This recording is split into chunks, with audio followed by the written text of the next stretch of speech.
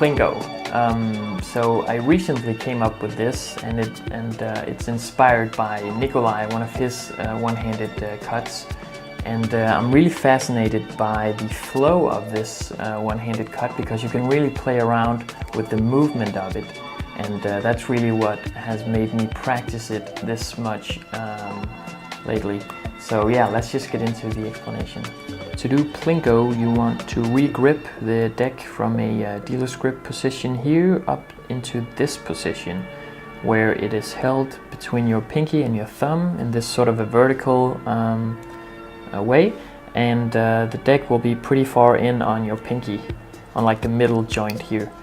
And then you break off 1/3 of the deck with your thumb and let it fall down into your 3 fingers here, and then you're gonna extend your index finger and your middle finger, and then you're gonna place them on this short edge here, and then break off half of the remaining cards with your thumb here, and then you have 3 packets separated by your middle finger, and then you're gonna extend your thumb up, and as you do that, you wanna extend your index finger out here, and then let this packet fall in between these 3 fingers in like a straddle grip here, and this packet is just sort of underneath, getting pushed along, and then you want to push it all the way to this position, rotating these packets all the way into this position, where you're actually holding it in a scissor cut here between your pinky, or no, not your pinky, your index finger and your thumb. And then you're going to release this packet down here into your hand, and then extend this scissor cut packet out and let this packet fall all the way down to your pinky, and then do a scissor cut, and then just close the scissor cut all the way, and then this packet is going to fall all the way to your index finger here. And then you want to do this cut, but I like to add a bit of style to it by moving my hand this way first, and then opening up, and then when you close it, you rotate your hand back, like so. And one of the important things to remember in Plinko is to keep the flow pretty consistent. So first you move this way, and then you move the other way, and then back this way again, and then you move over here and here, so it kind of goes back and forth like that. And that's pretty important to remember when doing Plinko. So yeah, that's it. One of the problems you'll most likely run into is keeping all of the packets square can be quite a challenge, especially right here when you drop this packet down here. And as you can see, some of the cards are sort of uneven, but if you just continue the flourish, all of the cards will square together and you won't have any trouble. So don't think too much about that middle part and getting every card perfect. Of course you'll try and keep everything as square as possible, but it's sort of a self-working flourish in that way.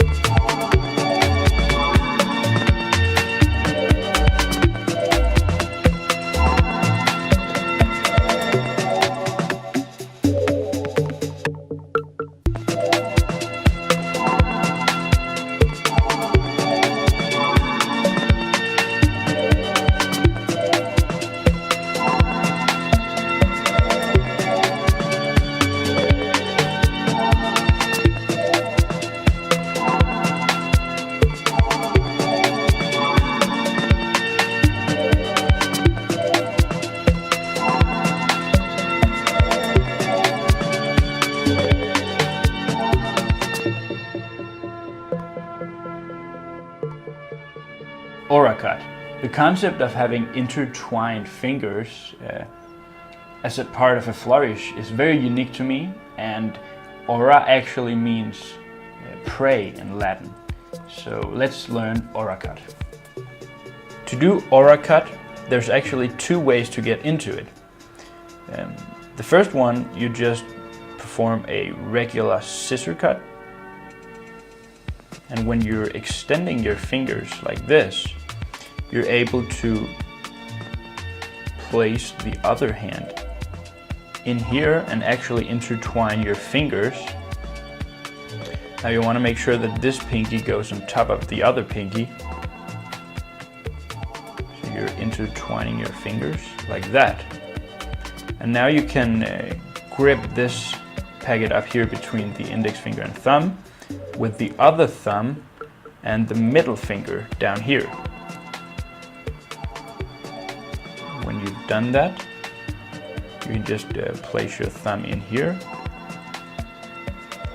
and let this packet fall into a kind of straddle grip once again. So now you're in a pretty complex position. Your fingers are intertwined and you have a packet on the back of both hands. Now you can extend your fingers, and I usually just use the middle and ring finger of each hand to keep those packets there. So you do the display, and now this thumb, my right, probably your left, is going all the way down here and gripping the side of this packet, the Joker packet down here. And at the same time you put your thumb on the other packet, the Queen of Spades in this case, and now you are able to grip this packet between the middle finger and thumb, and the other packet between the ring finger and thumb. And then you can just slowly move your fingers out. And just do whatever you like from here. It's kind of like Zigzagoon. You can get into something afterwards, or you can just do the flourish on its own. So that is Aura cut. So the second way to get into Aura cut, you just split the deck in two.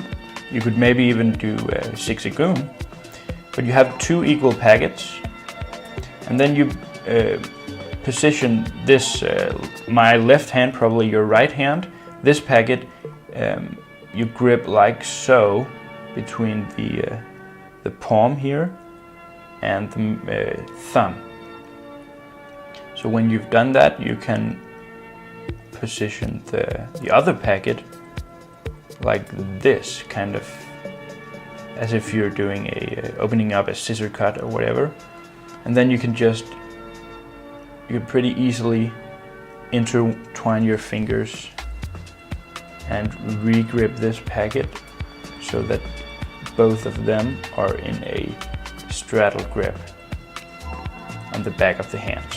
So that's the other way to do Aura cut.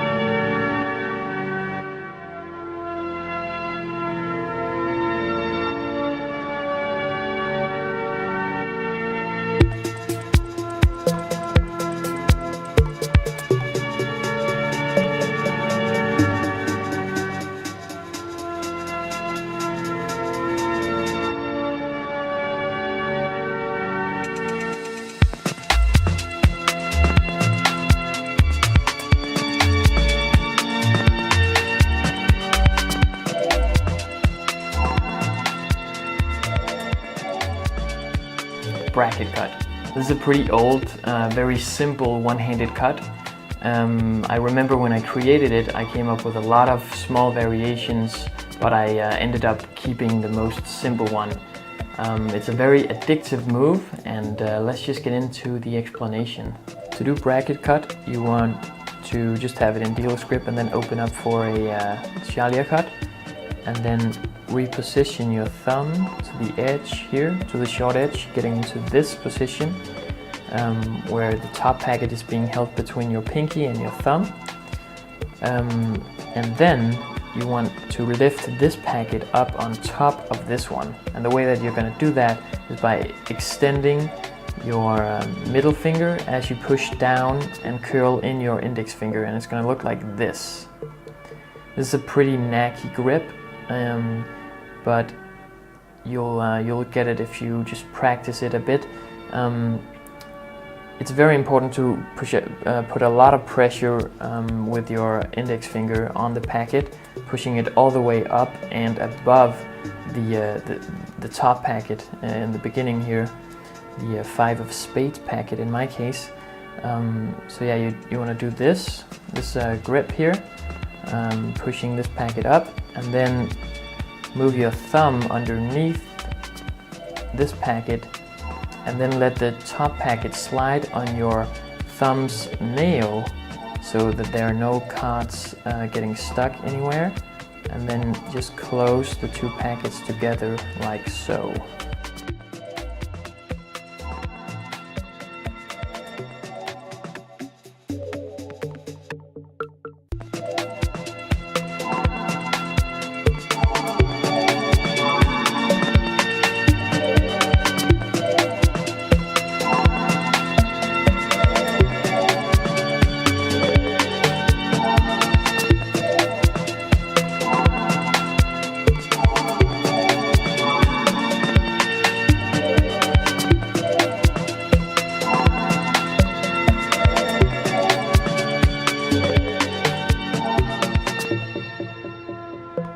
Prince Charming.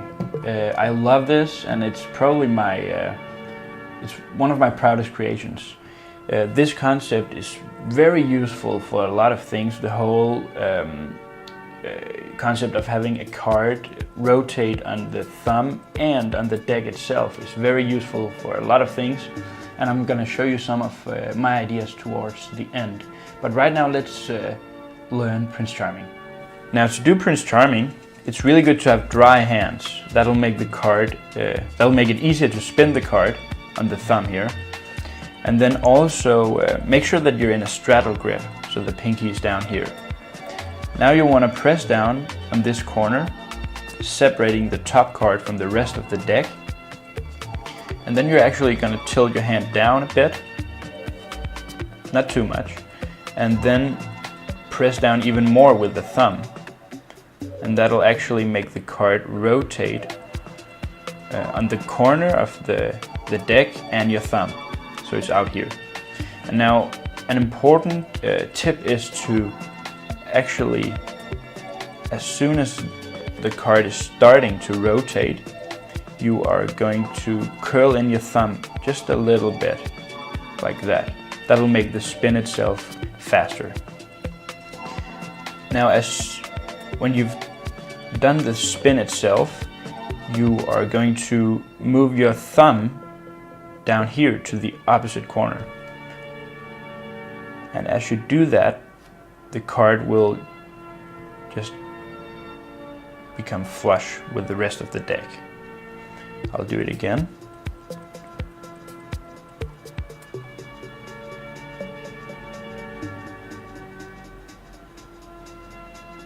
And that's pretty much Prince Charming. Now, something else I should mention is you can also add some wrist movement, or you can even use the whole arm to add some style or some speed to the flourish itself, because it can look a bit boring to just do Prince Charming on its own. So yeah, experiment with it, and you can obviously use this for a lot of stuff. You can do some card twirls in the other hand, or whatever you like. And that is Prince Charming. Now the Prince Charming concept is very versatile, and you can even do it from a biddle grip in the other hand, like so. If you push down here, you can spin the card on the index finger and corner instead of the thumb and corner, and then return it. Kind of similar to Kevin's one-handed flirt. Now you can also do it on the bottom of the deck, but that is a bit more tricky. I haven't even mastered that myself yet, but you can push out a card like this and use the thumb to rotate it as well.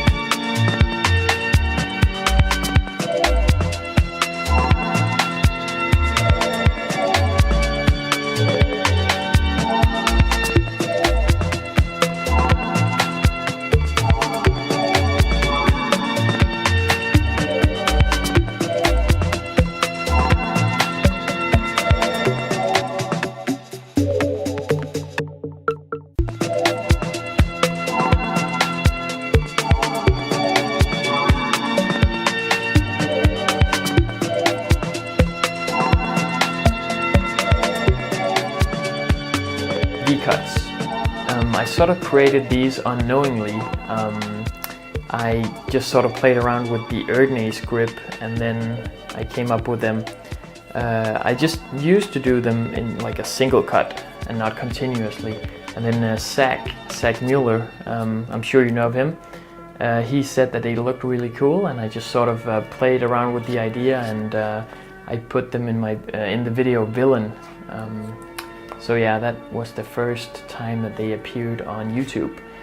So yeah, let's just get into the explanation. To do V-cuts, you want to go into an Erdnase grip, which is the figure 52 in the Expert at the Card Table. So yeah, you can just learn it from there. It's pretty straightforward. You go like this, and then you break the deck in half. Well, not actually in half, just a smaller packet down here.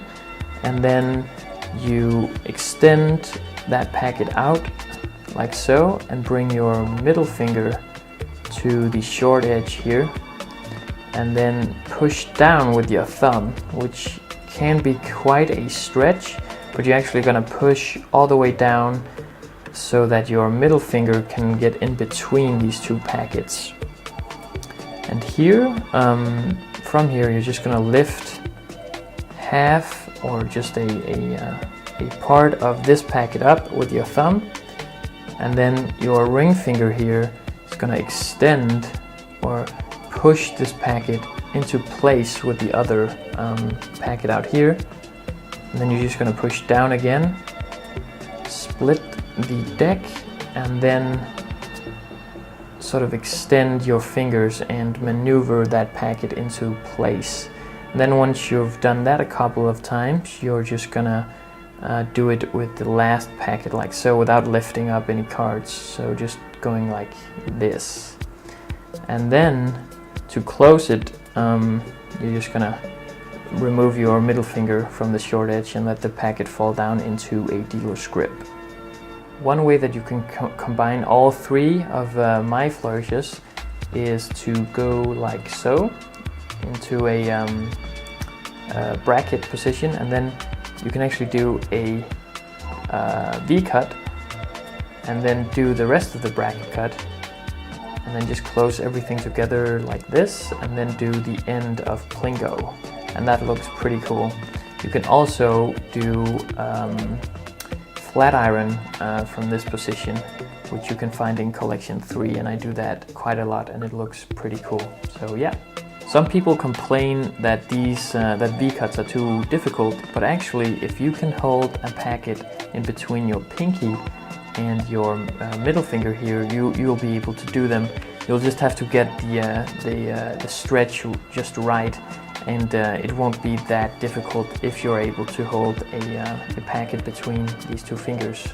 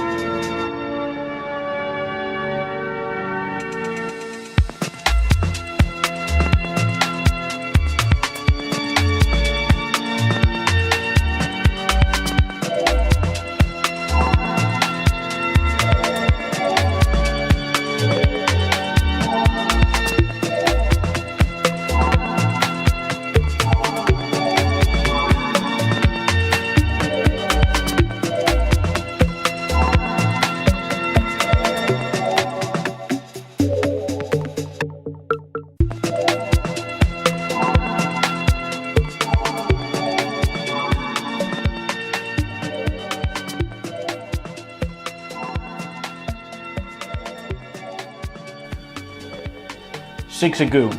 I created this flourish a long time ago, and it's actually one of the first flourishes I created. It's really good for splitting the deck in two, and I usually do this before I get into L-cuts or any other combo. So let's take a look at Zigzagoon. So to do Zigzagoon, you want to start off by breaking the deck in two equal halves, because if you make sure that they're equal, you will end up with two equal packets in each hand at the end. And then you just do a regular swing cut, like so. And then you do another one, but this time you're placing it like this. So you actually this packet is resting on the ring finger, like so.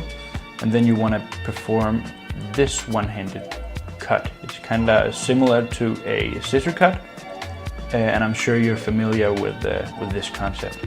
Now in the other hand, you're gonna reposition your fingers. You start off by getting into a straddle grip like so, because then your thumb is able to move up here to this corner, and the middle finger is going to move to this corner. So now you're in a molecule kind of grip on each corner. And as you do this one-handed cut over here, you want to rotate this packet out, like so, and then a little bit back so that it's kind of flat. And then as you've performed this one-handed cut, you want to keep holding the packets like so, and then you're actually just gonna place this packet into the other hand, into kind of a straddle grip. And if you push down with this middle finger, it will make the other packet spin like that. And when you've done that, this Jack of Clubs packet is actually in perfect position to just be placed on the top over here. And now you've split the deck in two, and then you can just go into L-cuts, or you can do Prince Charming in both hands, or you can do some Plingo, V-cuts, whatever you like. And that is Zigzagoon. Now an important part of this flourish is that when you are right around here, instead of just rotating this packet all the way out and then placing this packet underneath, the whole concept of this flourish is actually to use a packet to rotate another packet. So you really want to make sure that you get it back a little bit, spin it back a little bit, and then press down so that this packet rotates.